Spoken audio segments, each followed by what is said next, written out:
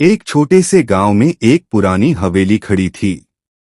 लोग कहते थे कि वह हवेली शापित है और वहां रात के समय अजीब घटनाएं घटती थीं। हवेली के पास जाने की किसी की हिम्मत नहीं होती थी, क्योंकि रात होते ही उसमें से चीख-चिल्लाहट और अजीब आवाजें सुनाई देती थीं।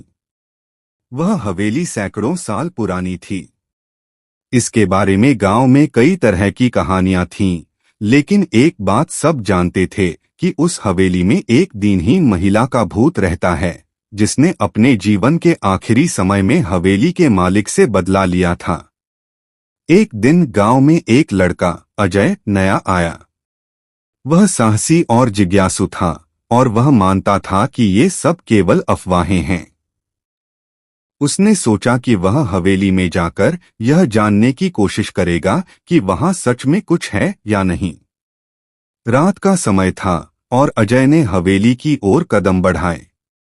हवेली के पास पहुंचते ही उसे ठंडी हवाओं का एहसास हुआ और एक हल्का अजीब सा डर महसूस होने लगा, लेकिन उसने अपनी हिम्मत नहीं हारी।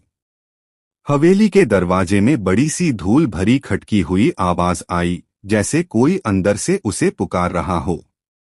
जैसे ही वह हवेली के भीतर दाखिल हुआ, वहां की हवा और भी भारी हो गई। अजय ने अपने मोबाइल की फ्लैशलाइट जलाई और धीरे धीरे अंदर जाने लगा। अचानक एक आवाज आई, तुम यहाँ क्यों आए हो? अजय चौंका और उसने चारों ओर देखा। कोई दिखाई नहीं दे रहा था। तभी अचानक कमरे की दीवारों पर खून के निशान दिखने लगे। अजय डर के बजाय और भी साहसिक हो गया। वह खून के निशान के पीछे गया और एक कमरे में घुस गया।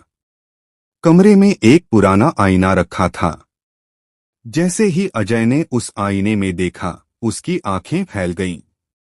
आईने में उसे एक बूढ़ी महिला दिखाई दी, जो खड़ी होकर उसे घूर रही थी। उसकी आंखों में घृणा थी। अजय डरते हुए पीछे हटने लगा, लेकिन जैसे ही वह पलटने ही वाला था, महिला की आवाज आई, तुमने मेरी शांति भंग की है, अब तुम नहीं बच पाओगे। अजय ने घबराकर दौड़ने की कोशिश की, लेकिन कमरे का दरवाजा बंद हो गया। अचानक उस बूढ़ी महिला की आवाज तेज हो गई, अब तुम मेरी बदला का शिकार बनोगे। अजय को किसी तरह से दरवाजा खोलने में कामयाबी मिली और वह भागते हुए हवेली से बाहर निकल आया। उसकी सांस तेज थी और उसका चेहरा डर से सफेद पड़ चुका था। अगले दिन गांव के लोग उस हवेली के पास गए, लेकिन अजय वहां नहीं मिला। कहते हैं उसके बाद वह कभी भी गांव में नहीं दिखा और हवेली अब भी शापित बनी रही, जहां हर रात उस बूढ़ी महिला की चीखें सुनाई देती हैं।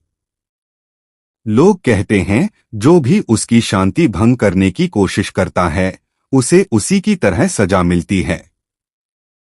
हवेली अब भी वहीं खड़ी है और रात होते ही उसके दरवाजे फिर से खुलने लगते हैं।